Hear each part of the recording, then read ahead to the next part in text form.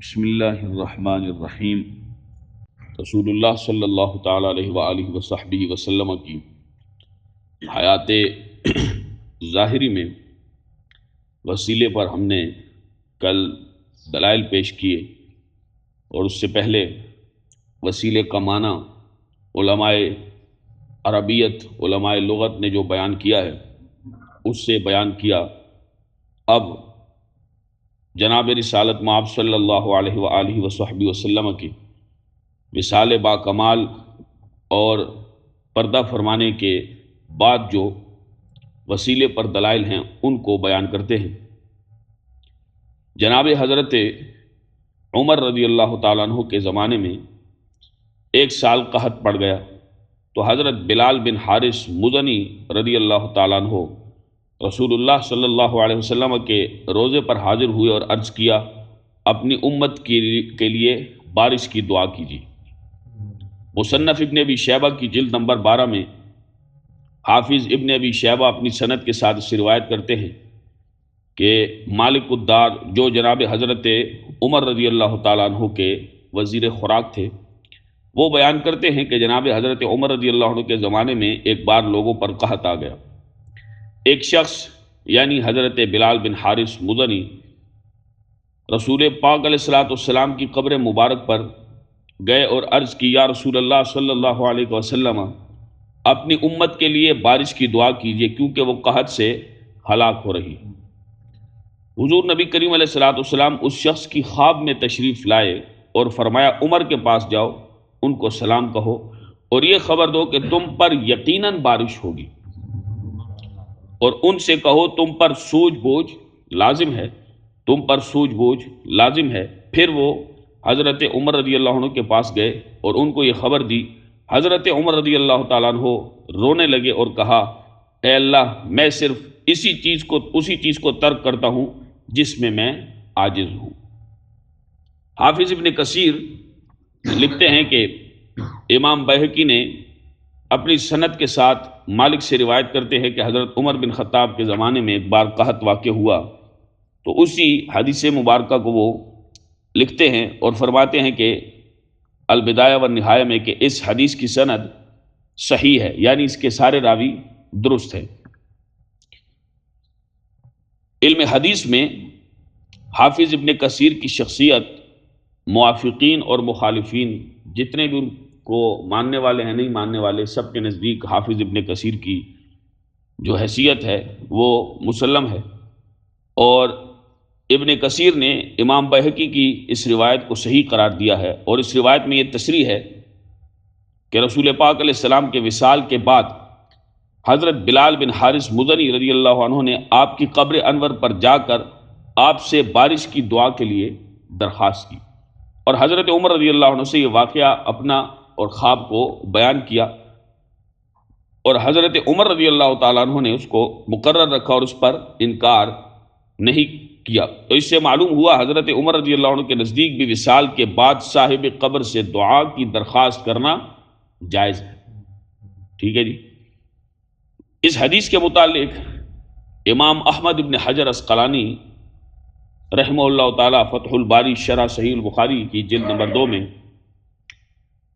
فرماتے ہیں، لکھتے ہیں کہ امام ابن ابی شیبہ نے سند صحیح کے ساتھ حضرت عمر کے خادم مالک الدار سے روایت کیا ہے کہ حضرت عمر رضی اللہ عنہ کے زمانے میں ایک بار قحط ہوا، تو اسی طرح اس حدیث مبارکہ کو بیان کرتے ہیں۔ تو فرمایا کہ جس شخص نے یہ خواب دیکھا وہ یہ کہ صحابہ یعنی حضرت بلال بن حارث مزنی تھے، تو یہ صحابی کا عمل ہے کہ انہوں نے بعد از وصال رسول پاک علیہ السلام کے قبر شریف پر جا کر دعا کی، درخواست کی۔ تو حافظ ابن کثیر نے اور ابن حجر عسقلانی دونوں نے سندن اس کو صحیح قرار دیا ہے کہ سند جو ہے اس کی، سند میں یعنی راوی ہوتے ہیں، راوی کہ انہوں نے اس سے بیان کیا اور انہوں نے اس سے بیان کیا، اس کو ایسے عام انداز میں سمجھیں۔ راوی جب تک بدعتی نہ ہو، صحیح العقیدہ نہ ہو، عقل ان کی سلامت نہ ہو، ٹھیک ہے جی، اسی طرح سے عقل جب سلامت ہو، صحیح العقیدہ ہو اور بدعتی نہ ہو، اور اسی طرح سے حافظہ مضبوط ہو، لی کس سے ہے حدیث، یہ تمام چیزیں اس میں دیکھی جاتی ہیں، یہ ایک راوی کے لیے، کیونکہ علم اصول حدیث جیسے میں نے کل آپ سے عرض کی، یہ ایسا عظیم علم ہے اور اتنا مشکل علم ہے، اور اس کے لیے جتنے بھی ترازو تیار کیے گئے اور بنائے گئے ہیں، اس میں اسی لیے علماء نے اتنی صدیوں سے محنتیں کی اور ایسے ایسے علوم کو مدون کیا، تیار کیا، کہ کوئی شخص جب یہ کہے کہ یہ حدیث ہے تو اس کو پرکھا جائے کہ اس کو روایت کرنے والا کون ہے، کون کون بیان کر رہا ہے، تاکہ کوئی رسول اللہ صلی اللہ علیہ وسلم کی طرف جھوٹی بات کو منسوب نہ کر سکے۔ اتنی محنت کی ہے اس کام کے لیے۔ اور اب بھی جیسے کہا نا، ایک امام عبد الرزاق کے سامنے رحمہ اللہ تعالی، جب ان کے زمانے میں ایک بادشاہ کے سامنے ایک زندیق کو لایا گیا، بے دین کو لایا گیا، تو فرمایا کہ اس کو قتل کرو۔ بادشاہ نے، بادشاہ بھی بادشاہ تھے، دیندار لوگ تھے، تو انہوں نے کہا اس کو قتل کرو۔ اس نے کہا بے شک مجھے قتل کر دیں، میں نے اپنی زندگی میں 4000 ایسی جھوٹی باتیں گھڑی ہیں جن کو میں نے حدیث کا نام دیا۔ وہ لوگوں کو کیا پتہ چلے گا، لوگ تو اس کو دل سے لگائیں گے، حالانکہ وہ تو حضور علیہ السلام کی بات ہی نہیں ہے۔ میں نے اس کو حدیث کا نام دے کے 4000 ایسی چیزیں، ایسے کئی کذاب گزرے ہیں۔ پھر روافظ میں جو صحابہ کے دشمن ہیں، ان میں تو ایک بہت بڑا طبقہ ہے جنہوں نے اس کے ساتھ اتنا کھلواڑ کیا ہے کہ ہر چیز کو حدیث کہہ دیا، ہر چیز کو حدیث کہہ دیا، اور ان میں 60 ہزار باتیں رسول اللہ کی طرف غلط جھوٹ منسوب کی گئی۔ یہ حدیث ہے، یہ حدیث ہے۔ وہ فرمایا پھر بادشاہ نے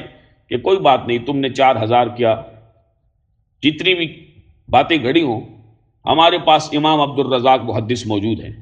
وہ جب اپنی چھنی لگائیں گے تو سارے کا سارا گند نکال کے باہر کر دیں گے، اور جو صاف ستھری، جو خصوصاً رسول اللہ صلی اللہ علیہ وسلم کی احادیث مبارکہ اور حضور کے زبان مبارک سے نکلے ہوئے وہ موتی ہے، وہ بالکل صاف اور واضح نظر آئیں گے لوگوں کو۔ یہ علم اصول حدیث اتنی اعلیٰ چیز ہے، اس پر اتنی امت نے محنت کی ہے، اور آج بھی الحمدللہ محققین، محدثین موجود ہیں، اگرچہ عام لوگوں کو نظر نہیں آتے، لیکن وہ راتوں رات وہ کیا کر رہے ہیں۔ اسی لیے یہ جو لوگ عالموں کی مخالفت کرتے ہیں، وہ کفر نے ایک نعرہ سکھا دیا مسلمانوں کو، اور مسلمان بیوقوف بنا ہوا کہ اپنے ہی امام اور پیشواؤں کو، علماء امت کو وہ کس انداز سے تانہ زنی کر رہا ہے، لیکن خدا جن سے کام لیتا ہے وہ ان چیزوں کی پرواہ کبھی نہیں کرتے۔ ان علماء کا اللہ نے جتنا قد بلند کیا ہے، یہ لوگ بولتے بولتے ایسے ہی پوری عمر گزارتے ہوئے مر جاتے ہیں، ان کے پلے بیچاروں کے کچھ نہیں پڑتے، ان کو سمجھ نہیں آتی کہ ہم نے اپنے ساتھ کیا کیا۔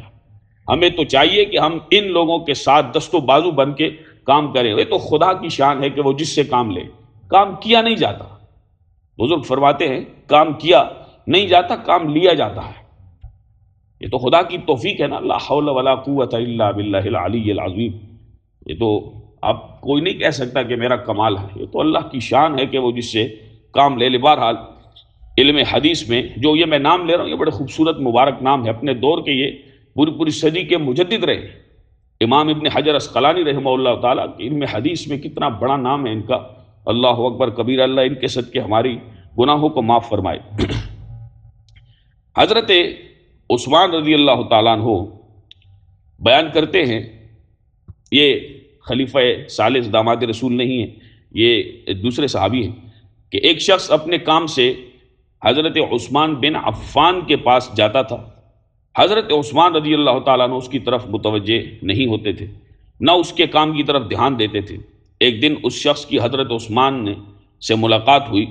اس نے حضرت عثمان سے اس بات کی شکایت کی کہ حضرت عثمان انہوں نے اس سے کہا تم وضو خانے جا کر وضو کرو، پھر مسجد میں جاؤ، وہاں 2 رکعت نماز پڑھو، پھر یہ کہو اے اللہ میں تجھ سے سوال کرتا ہوں اور ہمارے نبی رحمت جناب محمد مصطفیٰ صلی اللہ علیہ وسلم کے وسیلے سے تیری طرف متوجہ ہوتا ہوں، اے محمد صلی اللہ علیہ وسلم، میں آپ کے واسطے سے آپ کے رب کی طرف متوجہ ہوا ہوں تاکہ وہ میری حاجت روائی کرے اور اپنی حاجت کا ذکر کرنا، پھر میرے پاس آنا حتیٰ کہ میں تمہارے ساتھ جاؤں۔ وہ شخص گیا اور اس نے حضرت عثمان کے بتائے ہوئے طریقے پر عمل کیا، پھر وہ حضرت عثمان بن عفان کے پاس گیا۔ 2 عثمان ہیں اس روایت میں، ایک حضرت عثمان بن عفان ہیں اور ایک دوسرے صاحب۔ دربان نے ان کے لیے دروازہ کھولا اور ان کو حضرت عثمان بن عفان رضی اللہ عنہ کے پاس لے گیا۔ حضرت عثمان نے اس کو اپنے ساتھ مسند پر بٹھایا اور پوچھا تمہارا کیا کام ہے؟ اس نے اپنا کام ذکر کیا، حضرت عثمان نے اس کا کام کر دیا اور فرمایا تم نے اس سے پہلے اب تک اپنے کام کا ذکر نہیں کیا تھا، اور فرمایا جب بھی تمہیں کوئی کام ہو تو ہمارے پاس آ جانا۔ پھر وہ شخص حضرت عثمان رضی اللہ عنہ کے پاس چلا گیا، اور جب اس کی حضرت عثمان بن حنیف سے ملاقات ہوئی تو اس نے کہا کہ اللہ آپ کو جزائے خیر عطا فرمائے، حضرت عثمان میری طرف متوجہ نہیں ہوتے تھے اور میرے معاملے میں غور نہیں ہوتا کرتے تھے، حتیٰ کہ آپ نے ان سے میری سفارش کی۔ حضرت عثمان نے کہا بخدا میں نے حضرت عثمان بن عفان سے کوئی بات نہیں کی، لیکن ایک مرتبہ میں رسول پاک علیہ السلام کی خدمت میں موجود تھا، آپ کے پاس ایک نابینا شخص آیا اور اس نے اپنی نابینائی کی آپ سے شکایت کی۔ رسول پاک علیہ السلام نے فرمایا کیا تم اس پر صبر کرو گے؟ اس نے کہا یا رسول اللہ صلی اللہ علیہ وسلم مجھے راستہ کوئی دکھائی نہیں دیتا، راستہ دکھانے والا کوئی نہیں ہے اور مجھے بڑی مشکل ہوتی ہے۔ نبی پاک علیہ السلام نے فرمایا تم وضو کرو، وضو خانے میں جاؤ، وضو کرو، پھر 2 رکعت نماز پڑھو، پھر ان کلمات سے دعا کرو۔ حضرت عثمان نے کہا ابھی ہم الگ نہیں ہوئے تھے اور نہ ہی ابھی زیادہ باتیں ہوئی تھیں کہ وہ نابینا شخص آیا، اس حال میں کہ اس میں بالکل نابینائی نہیں تھی، اللہ رب ذوالجلال نے اسے بینائی عطا فرمائی۔ یہ حدیث صحیح ہے۔ حافظ ذکی الدین عبدالعظیم بن عبدالقوی منظری رحمہ اللہ تعالی، جن کی 656 ہجری وصال ہے، الترغیب و ترہیب کی جلد نمبر 1 میں بیان کرتے ہیں۔ یہ جو چھپی ہے میرے پاس 4 جلدوں میں ہے، حدیث پاک کی بڑی مشہور کتاب ہے، عربی میں ترجمہ بھی اس کا چھپا ہے غالباً 3 جلدوں میں لاہور سے۔ اور حافظ الحیثمی نے مجموع الزوائد میں اس کو لے کے آئے ہیں، وہ بیان کیا ہے کہ یہ حدیث مبارکہ صحیح حدیث مبارکہ ہے۔ تو اس حوالے سے بہت سارے جو ابن تیمیہ اور اس قسم کے لوگوں کے اعتراضات ہیں، علماء نے انتہائی خوبصورت انداز میں اس کے جوابات دیے ہیں، اور توسل کے متعلق بڑی خوبصورت بات ارشاد فرمائی ہے شیخ عبدالحق محدث دہلوی رحمہ اللہ تعالیٰ نے۔ بر صغیر یعنی پاکستان اور ہندوستان میں علم حدیث کا جنہوں نے علم بلند کیا ہے، ان میں وہ ہیں حضرت شیخ عبدالحق محدث دہلوی رحمہ اللہ تعالیٰ۔ سارے ان کو مانتے ہیں، لیکن جو ان کے عقائد تھے قرآن و حدیث سے الحمدللہ وہ اہل سنت کے ہی ہمارے عقائد ہیں، باقی کئی چیزوں میں ان کو برائے نام ماننے والے لوگ ہیں۔ اشیۃ اللمعات 4 جلدوں میں ہے، مشکات المصابیح کی شرح ہے، یہ فارسی زبان میں ہے، الحمدللہ ہمارے پاس موجود ہے، اور ہمیں استاد صاحب نے کئی مقامات پر اس کو پڑھایا ہے، بالکل فارسی ہے۔ اور بعض احادیث کی کتابوں میں تو کچھ الفاظ پہ کوئی شد وغیرہ بھی لگی ہوتی ہے، باقی تو اعراب نہیں لگے ہوتے، لیکن اس میں بالکل بھی نہیں لگا۔ اللہ ہمارے استاد صاحب کو اور ان علماء کو، ان خدمتوں کو اللہ رب ذوالجلال قبول فرمائے، اور دنیا آخرت میں ان کو سرخرو فرمائے کہ جنہوں نے ہمیں وہ چیز پڑھنے کی وہ طاقت عطا فرمائی کہ جو اگر کوئی عام آدمی دیکھے تو لائنیں ہی اوپر نیچے ہو جائیں۔ وہ میں نے شاید آپ کو اس کا کبھی نظارہ کرایا بھی ہے، اشیۃ اللمعات کا 4 جلدوں میں ہے، فارسی میں تقریباً 6992 یا اس طرح سے تقریباً 6000 سے زائد احادیث کی وہ فارسی زبان میں وہ تشریح ہے اس میں، تو وہ 4 جلدوں میں ہے۔ اس میں لکھتے ہیں حضرت شیخ صاحب کاش میری عقل ان لوگوں کے پاس ہوتی جو لوگ اولیاء اللہ سے استمداد اور ان کی امداد کا انکار کرتے ہیں۔ یہ اس کا کیا مطلب سمجھتے ہیں؟ جو کچھ ہم سمجھتے ہیں وہ یہ ہے کہ دعا کرنے والا اللہ کا محتاج ہے اور اللہ سے دعا کرتا ہے اور اس سے اپنی حاجت کو طلب کرتا ہے اور یہ عرض کرتا ہے کہ اللہ تو نے اپنے اس بندے مکرم پر جو رحمت فرمائی ہے اور اس پر جو لطف و کرم کیا ہے، اس کے وسیلے سے میں اس حاجت کو پورا فرما کہ تو دینے والا کریم ہے۔ دوسری صورت یہ ہے کہ وہ اس اللہ کے ولی کو ندا کرتا ہے اور اس کو خطاب کر کے یہ کہتا ہے کہ اے بندے خدا اور اے اللہ کے ولی میری شفاعت کریں اور اللہ سے یہ دعا کریں کہ وہ میرا سوال اور مطلوب مجھے عطا کرے اور میری حاجت بر لائے۔ تو مطلوب کو دینے والا اور حاجت کو پورا کرنے والا صرف اللہ ہے، اور یہ بندہ درمیان میں صرف وسیلہ ہے، اور قادر فاعل اور اشیاء میں تصرف کرنے والا صرف اللہ ہے، اور اولیاء اللہ اللہ کے فضل، سطوت، قدرت اور غلبے میں فانی اور حالق ہیں، اور ان کو اب قبر میں افعال پر قدرت اور تصرف ہے، اور نہ اس وقت قدرت اور تصرف حاصل تھا جب وہ زندہ تھے۔ اور امداد اور استمداد کا جو معنی میں نے ذکر کیا ہے، اگر موجب شرک اور غیر اللہ کی طرف توجہ کو مستلزم ہوتا جیسا کہ منکر کا زعم فاسد ہے، تو چاہیے یہ تھا کہ صالحین سے طلب دعا اور توسل زندگی میں بھی ناجائز ہوتا۔ فرمایا اگر یہ جو منکر، جو ماننے والا نہیں ہے، انکار کرنے والا ہے، کہ جو بعد از وصال جس چیز کا انکار کر رہا ہے، تو ان کی زندگی میں بھی تو توسل پھر جائز نہ ہوتا ہے، تو غیر اللہ ہی، پھر کیوں وسیلہ ہے؟ ڈائریکٹ پھر ہونا چاہیے۔ فرماتے ہیں حالانکہ یہ بجائے ممنوع ہونے کے بالاتفاق جائز اور مستحسن اور مستحب ہے کہ بعد از وصال بھی وسیلہ پیش کرنا درست ہے۔ اور اگر منکر یہ کہے کہ موت کے بعد اولیاء اللہ اپنے مرتبے سے معزول ہو جاتے ہیں، یعنی اپنے مرتبے سے ہٹ جاتے ہیں، بس وہ ان کی ولایت ختم ہو جاتی ہے، اور زندگی میں جو فضیلت اور کرامت انہیں حاصل تھی وہ باقی نہیں رہتی، تو اس پر آپ شیخ صاحب لکھتے ہیں کہ اس پر کیا دلیل ہے کہ وہ اپنے اس منصب سے معزول ہو جاتے ہیں، اور جو اللہ نے ان کو کرامت، فضیلت، مرتبہ عطا فرمایا ہوتا ہے وہ ختم ہو جاتا ہے؟ کیا دلیل ہے اس پر کہ جو ہی وہ دنیا سے جاتے ہیں تو وہ جو مرتبہ تھا ان کا وہ ختم ہو جاتا ہے؟ اس پر کیا دلیل ہے آپ کے پاس؟ فرماتے اگر یوں کہیں کہ بعد موت کے وہ ایسی آفات و بلیات میں مبتلا ہوئے کہ انہیں دعا وغیرہ کی فرصت نہ رہی، تو یہ قاعدہ کلیہ نہیں ہے، اور نہ اس پر دلیل ہے کہ اولیاء کے لیے ابتلا قیامت تک رہتا ہے۔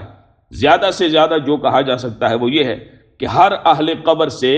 استمداد سود مند نہیں ہوتی، ہر اہل قبر سے استمداد یعنی مدد طلب کرنا، بلکہ یہ بھی ممکن ہے کہ بعض اولیاء جذب اور استغراق کی کیفیت میں ہوں اور عالم لاہوت کے مشاہدے میں اس قدر منہمک ہوں کہ اس دنیا کے حالات کی طرف توجہ اور شعور ہی نہ ہو، شعور ہی نہ رہے تو وہ اس دنیا میں تصرف نہ کریں، جیسا کہ دنیا میں بھی اولیاء اللہ کے حالات مختلف ہوتے ہیں۔ ہاں اگر اولیاء اللہ کے حق میں زائرین کا یہ اعتقاد ہو کہ وہ مدد کرنے میں مستقل ہیں، جیسے میں نے پچھلے دنوں میں یہ بات کہی،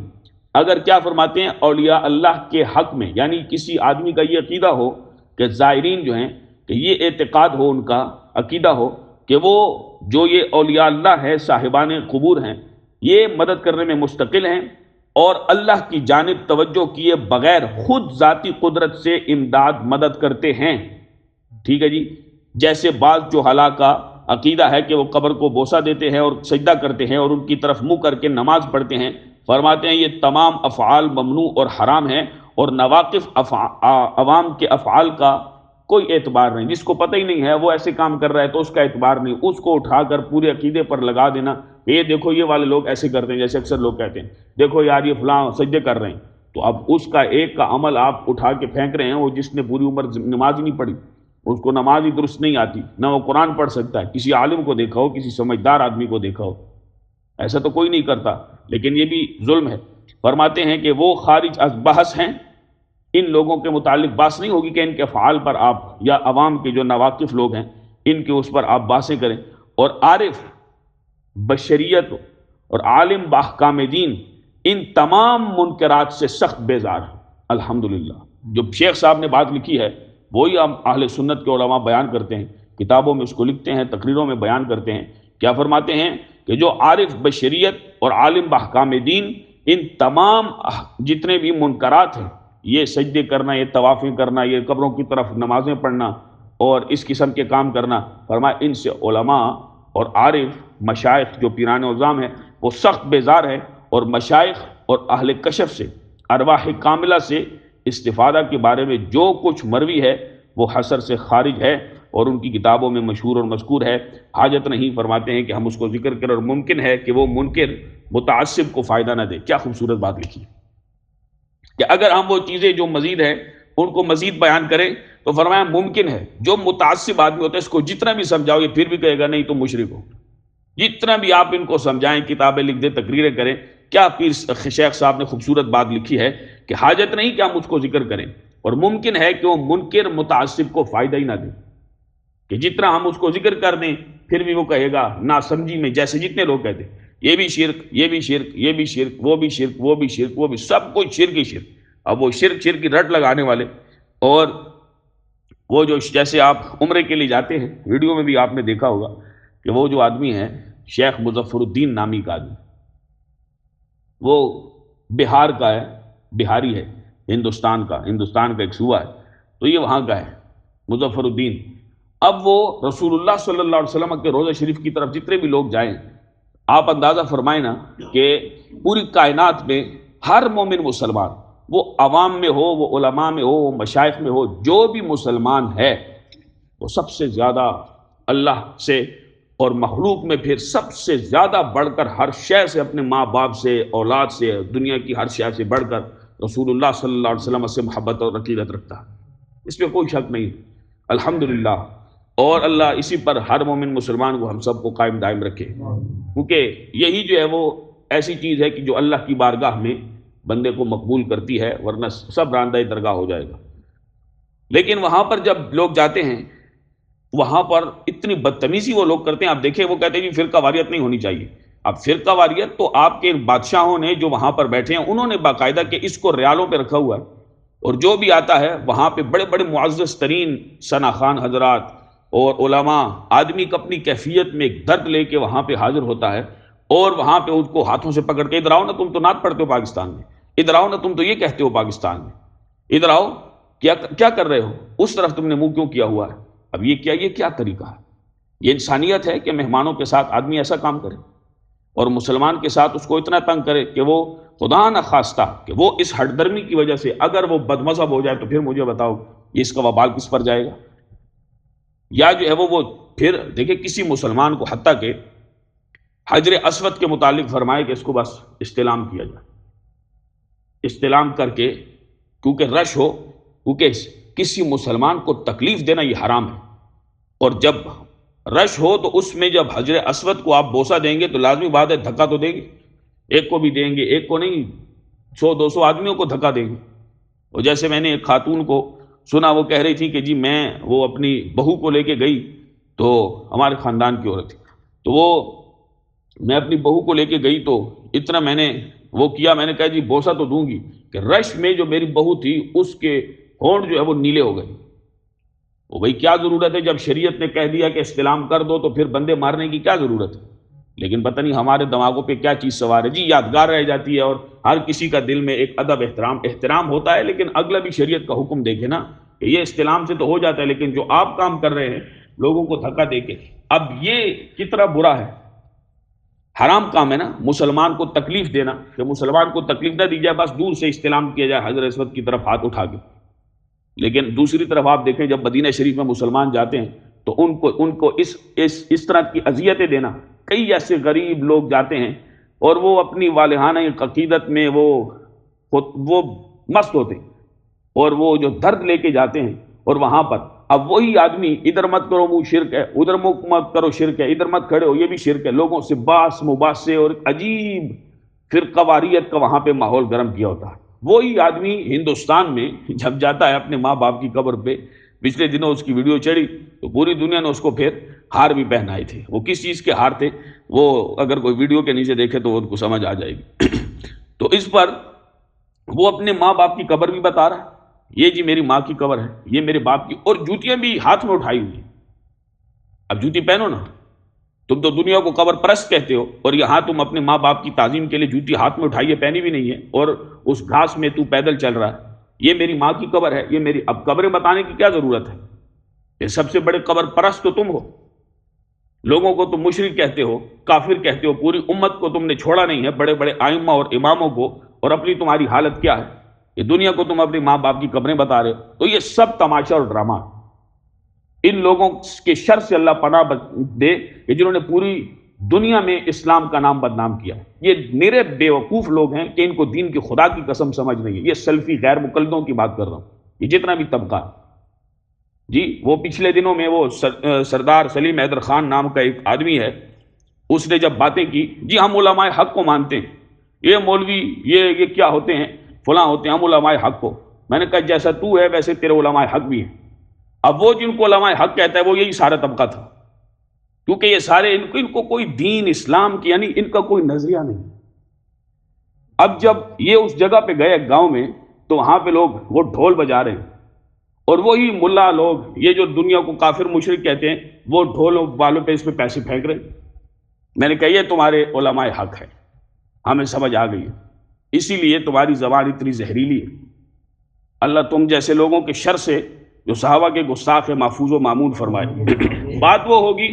نہ ہم یہ سیاست میاست یہ ان چیزوں کی نہ ہم پرواہ کرتے ہیں، بات وہ ہوگی جو شریعت کا صحیح مسئلہ ہے۔ وہ دنیا کا کوئی فرعون غلط بیان کرے گا، انشاءاللہ اس کو ہم گلے سے پکڑیں گے۔ تو بات یہ ہے کہ فرماتے اللہ ہم کو، شیخ صاحب لکھتے ہیں، اللہ ہم کو اس بدعقیدگی سے محفوظ رکھے۔ یہ دعا کی انہوں نے، یہ شیخ اللمعات کی جلد نمبر 3 ہے، یہ وہ چھاپ ہے جو وہ لکھنؤ سے چھپا ہے۔ ترجمہ شاید کہ اس کا ہوا، میں نے تو ابھی تک نہیں دیکھا ترجمہ، بلکہ اس کا موجود ہے۔ حضرت شیخ الحدیث علامہ عبد الحکیم شرف قادری علیہ الرحمہ، جو حضرت شیخ الحدیث علامہ خادم حسین رضوی علیہ الرحمہ کے استاذ تھے اور بہت بڑے ان کا نام تھا علم حدیث میں، علم فقہ میں اور عربی میں، تو انہوں نے 7 جلدوں میں اشیاء المعاد کا ترجمہ لکھا ہے۔ میرے پاس وہ موجود نہیں ہے، لیکن انتہائی خوبصورت اور زبردست اس میں انہوں نے دیگر چیزیں بھی بیان کی ہیں۔ وہ مطالعے میں آیا تھا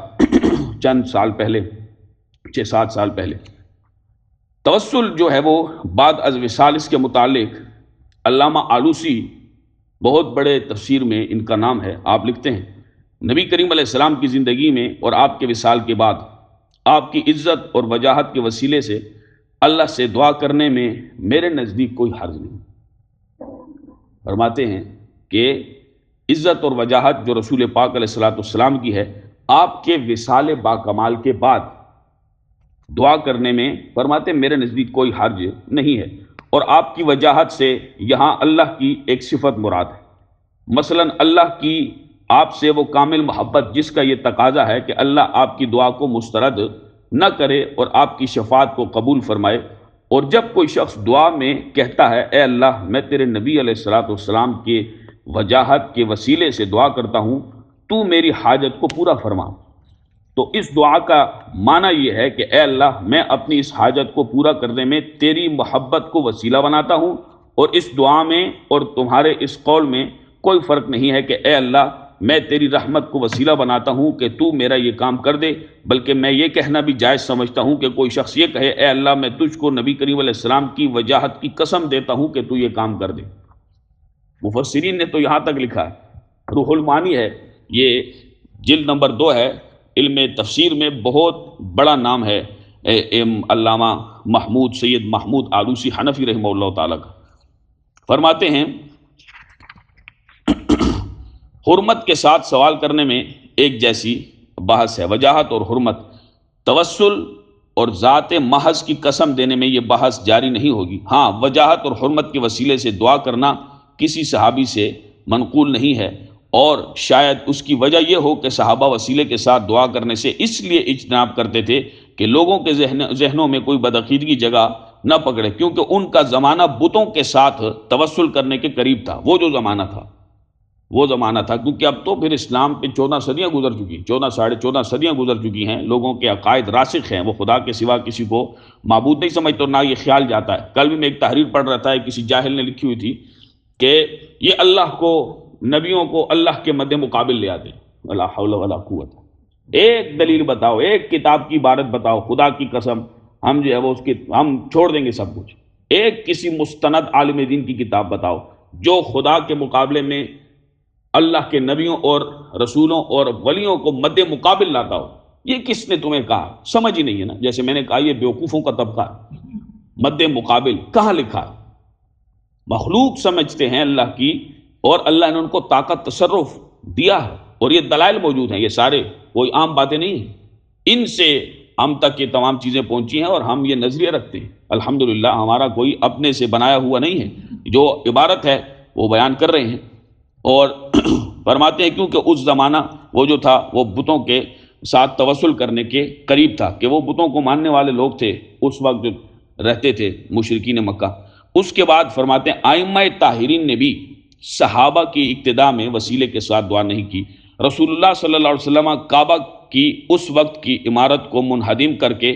بنائے ابراہیم پر اس کو، یعنی جو وہی بنیادیں تھیں جن بنیادوں پر حضرت ابراہیم علیہ السلام نے کعبہ شریف کو تعمیر کیا، بنائے ابراہیم پر اس کو دوبارہ تعمیر کرنا چاہتے تھے، لیکن چونکہ آپ کی قوم تازہ کفر سے نکلی تھی، اس لیے آپ نے فتنہ پیدا ہونے کے خدشے سے اپنے ارادے کو ترک فرما دیا، جیسا کہ حدیث صحیح میں ہے۔ میں نے وجاہت سے توسل اور قسم دینے کا جواز اور اس کی توجیہ اس لیے بیان کی، امام آلوسی لکھتے ہیں، تاکہ عام مسلمانوں کو اس دعا میں حرج نہ ہو، کیونکہ بعض لوگ نبی کریم علیہ السلام کی وجاہت کے وسیلے سے دعا کرنے پر گمراہی کا حکم لگانے کا دعویٰ کرتے ہیں، اور اس تقریر سے میرا یہ مقصد نہیں ہے کہ اس طرح وسیلے سے دعا کرنا اور ان دعاؤں سے افضل ہے جو قرآن اور حدیث میں مذکور ہیں، اور جن دعاؤں پر صحابہ کاربند ہیں رہے اور اخیار تابعین نے جس طریقے کو اپنایا، یقیناً دعا کا یہی طریقہ زیادہ اچھا ہے، زیادہ جامع ہے، زیادہ نفع آور اور زیادہ سلامتی والا۔ دونوں چیزوں کو بیان فرما دیں، وہ بھی جائز ہے اور یہ بھی جائز اور درست ہے۔ قاضی شوکانی جیسے لوگ اور وحید الزمان جیسے لوگ اور ابن تیمیہ جیسے لوگ جتنے بھی ہیں، ان کے علماء نے جتنے بھی ان کے اعتراض تھے بے بنیاد اور بڑے کمزور قسم کے، انتہائی زبردست انداز سے ان کے جوابات دیے ہیں۔ اللہ رب ذوالجلال ہم سب کو بدعقیدگی سے اور بے عملی سے محفوظ و معمون فرمائے۔ وما علیہ الا البلاغ۔